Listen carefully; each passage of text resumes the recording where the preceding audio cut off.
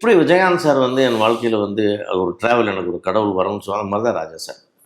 ராஜா சாரோட பார்த்து பழகி அந்த முதல்ல அந்த ஜனனின்னு ஒரு பாட்டை கேட்டு மெய் மறந்து போய் அதே பாட்டை வந்து மூகாம்பிகையில் போய் உட்காந்து அந்த கோயிலில் ஒரு பௌத்தா கல்யாணத்தில் போட்டு கோயிலில் பாடும்போது பக்கத்தில் வந்து கேட்கும்போது எனக்கு வந்து அவ்வளோ பெருமையான தருணமாக இருந்தது.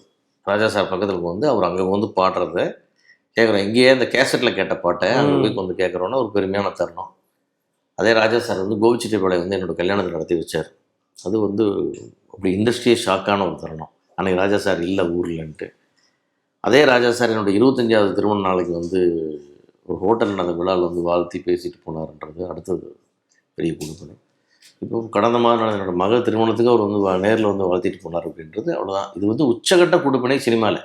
என்ன சம்பாரிச்சா சினிமாவில்னு திரும்பி பார்த்தோம்னா இதெல்லாம் சம்பாரிச்சிருக்கோம். உலகம் பூரா விஜயகாந்த் சாரை பற்றி பேசுகிறதுக்கு வாய்ப்பு கிடச்சிருக்கு எனக்கு.